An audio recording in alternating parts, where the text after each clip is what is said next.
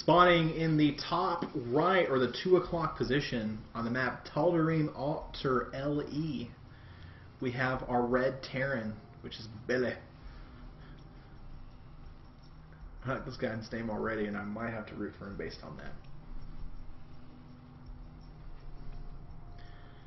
Spawning in the top left-hand corner on the same map, we have our blue Protoss, TheLegacyX. Now, there's one thing I like about TheLegacyX is that it's big and there's lots of room. And with proper scouting, you should be able to know that anything's coming. TheLegacyX has a very, very big base.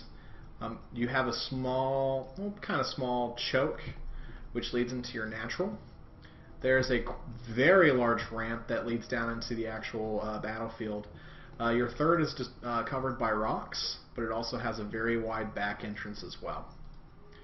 The natural fourth is close in proximity to your main, but since there's a ramp there, it takes some time to get to. Now we're starting to see both players set up coming to play. We see a 12 gateway coming from TheLegacyX. Hopefully I'm not going to call him TheLegacyX the entire game, I'll just call him LegacyX. We see a 12 racks coming from billeh. Billeh, there's small, he's doing this to kind of wall off, deciding to hide his tech, and he's not getting any gas right now. LegacyX deciding to do something a little bit more standard, getting his gas and getting his pylon on 14, which is really, really early. I'm not sure of the reason for that. I'm not sure if he messed up his build previously or something, but getting your second pylon at 14 is really early. Now, billeh is doing a really sneaky tactic, putting down that supply depot kind of in front, not starting to build it, but then walling it off just to make sure that there isn't any kind of cheeky shenanigans. And it looks like we're going to see a 1 racks expansion from billeh. Just like we saw from Theovide earlier, the 1 racks fast expand definitely seems like it's starting to become standard against Protoss.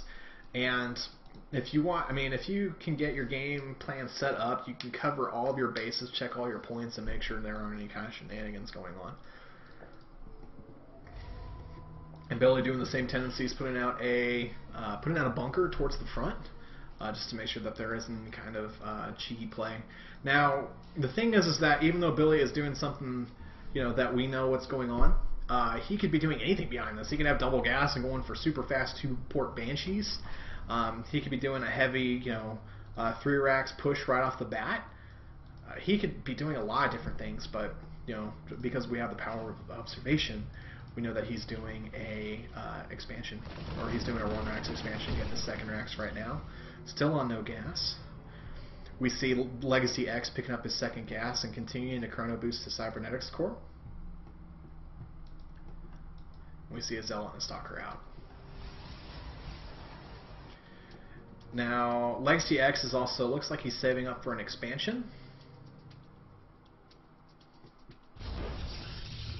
which I think is moderately ill-timed. If you're going to utilize a lot of your chrono boost on Warp Gate, instead of putting down your expansion, chrono boost your cybernetics core, but put down additional gateways. LegacyX is going to have a small clunky period where his Warp Gate's going to be done, but he's only going to have 1 Warp Gate out. So he's not going to be able to utilize it properly, and he's still continuing to chrono boost it, and he's supply blocked. So again, the awkwardness continues. billeh doing a good job of holding the front watchtower to make sure that there aren't any kind of shenanigans on the way. So Warp Gate is done, but you've got a sentry that's kind of chilling in. He's starting to add more gateways, so right now is a window where LegacyX is very vulnerable, and billeh could just walk right up there and be able to apply quite a bit of pressure if he didn't decide to expand. So with converting that to a Warp Gate, he'd only have 4 units. And LegacyX, and billeh has 8 with additional tech behind it, so this might be, and he's still continuing to build units one at a time out of it. I guess it was a misclick.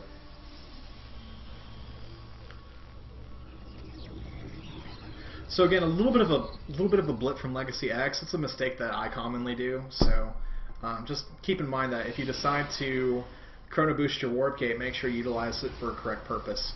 Now, the SCV was able to sneak by and be able to see exactly what's going on. He sees 3 gates, he sees 2 gas. So, he knows that tech's coming, but he doesn't know how much tech. Especially with 3 gateways, it's not going to be some crazy suicide 6-gate push or anything like that. So, if I was Billy, I'd feel pretty safe. Now going back to Billy's base, he's got a engineering bay on the way. He's got both of his gas. He's starting to saturate his second base, and he's got stim and +1 infantry on the way. Legacy throws down a robotics facility, probably going to push out an observer so we can have an idea of what's going on. He's got a probe on the watchtower, but that's not the watchtower he wants. I mean, it's good for knowing if he's going to expand or do anything cheeky, but he wants this one to make sure there isn't anything coming, like this 15-unit army that's about to push up to Legacy's base. Now with the supply overhead that Billy's going to have and the defender's advantage, I think LegacyX is going to be okay. I'm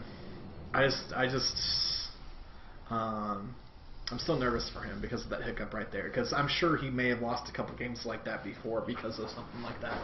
I know I have. So I'm like, I'm a warp gate. I'm gonna expand. I'm gonna have 1 gateway to expand to defend my nexus. It's awful. All right, so we see a push coming in. Deciding to apply some pressure and see what we can do with it. Taking out 2 zealots for free. It's still pushing in. Decides to force field and takes out an additional Marine. Now, this is kind of an awkward time for both players. The units or the upgrades for LegacyX haven't kicked in yet, so concussive shells isn't done, stim isn't done, +1 isn't done, so that was a really awkward time to push up. Those force fields were also not very well placed. You know, you want to use your zealots, or you want to be able to cut off or cut the army in half so you can take them out without the other army being useful. So Billy is falling back when all of his upgrades kick in or get done. So really awkward time to push, and really there's the push was designed to allow Billy to be able to attack properly. Throw down a second expansion. He's getting his starport with reactor, and he's getting his factory done. Or his factory is done. We see a Twilight Citadel and an Immortal for Legacy, and 2 additional gateways, bringing this total up to 7. So 7 gateways. 7 gateways, 1 robo. Now for you Protoss out there that are deciding how many gateways or how many robos that I need, just pick an arbitrary number and run with it. So I'm going to try 9 gateways. Can I support that based on my build? Alright, let's do 6 gates, 2 robo. Can I do that? Nope. Alright, what about 5 gates and 2 robos? Maybe. But Legacy decides that 7 gate 1 robo pushing out Immortals is exactly what he wants to do. Fortunately, he is supply blocked and he's not building enough pylons to be able to support it. He's got 1 on the way and 1 almost done.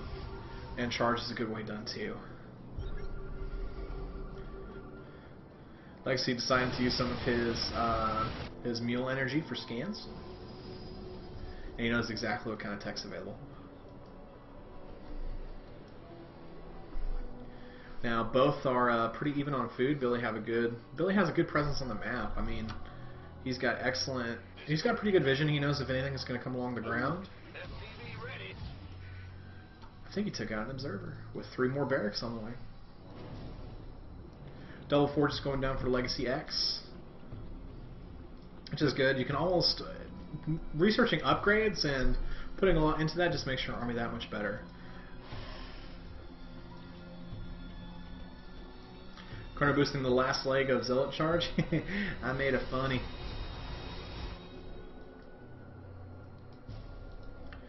We see LegacyX decide to take out his 3rd, and he looks like he's about to get set up for an expansion.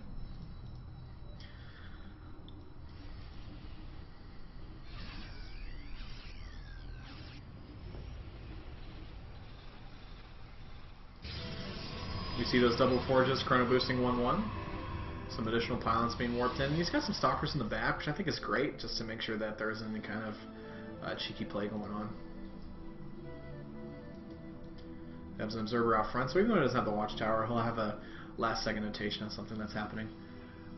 Billy's deciding to take his third. Where's he building that command center? Right there. He's almost done with it. Ghost Academy almost done, and 2-2 for infantry is about on the way. LegacyX is also taking a 20 food supply lead, which is rather interesting. Billy definitely has the early game planned out. He needs to work on his mid game transition.